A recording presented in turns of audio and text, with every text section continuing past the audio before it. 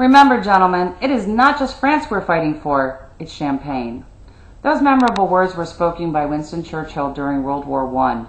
Those words are just one example of how wine has motivated and inspired the human race throughout history to strive for greatness.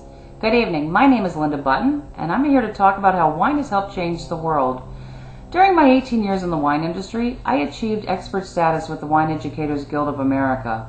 While researching wine over the years, I've come across many instances throughout history in which wine has played a very pivotal role. A few of those instances have led to major advances in the development of the human race.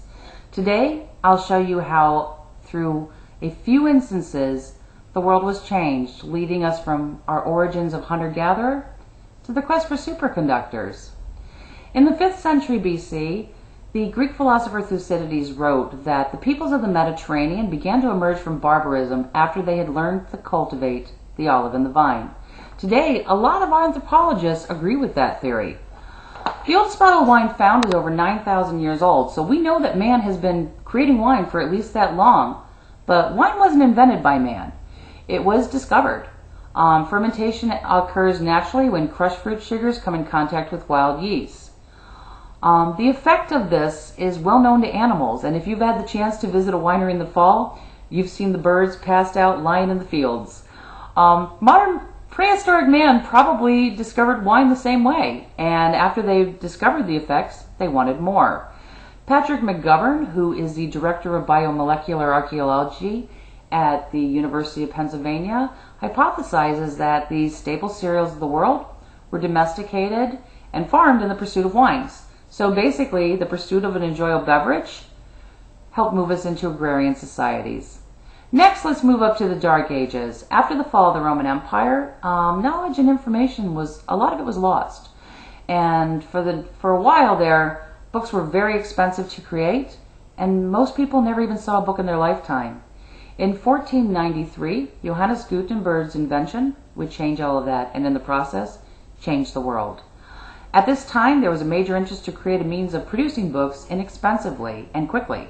And lucky for us, Gutenberg lived in the Rhineland region of Germany, which is where the wines were made. And one day, while watching wine being pressed, he had a eureka moment and created a design that he took to a carpenter to create.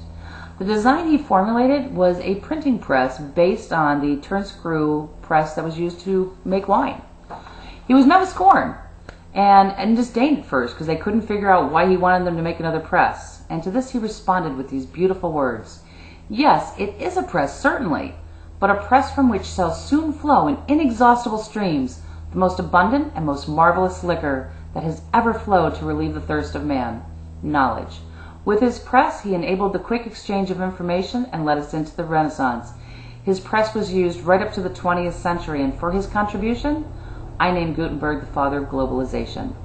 From there, we moved to the 1800s and to the Bordeaux region of France, where in 1862, French winemakers approached Louis Pasteur to study why wine deteriorates. You see, they were finding that some barrels progressed normally and other barrels were ruined, and they didn't know what the difference was from things poured on the same day. So they went to him to find a way of making a more productive, consistent barrel of wine. During his experiments, Louis Pasteur made an incredible discovery, and that was that yeast was actually live organisms that was eating and interacting with the wine.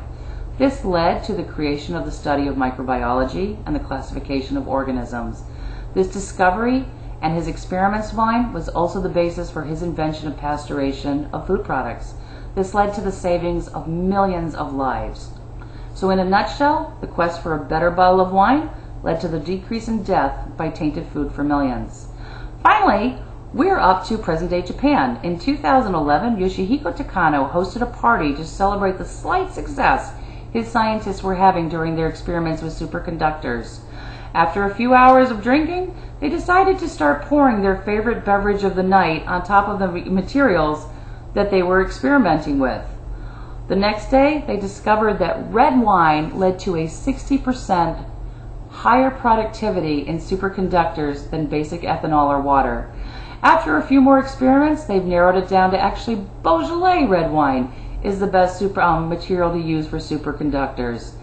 This discovery has led many scientists to believe that ideas that were considered science fiction may come to realization in the upcoming years. So as I've shown, wine has been an inspiration to mankind for thousands of years. It's led to the discovery of modern printing, it has saved millions of lives, and it's inspired scientists to break through modern barriers. So when you enjoy your next glass of wine, who knows? Perhaps you too will lead mankind to our future. Thank you and good night.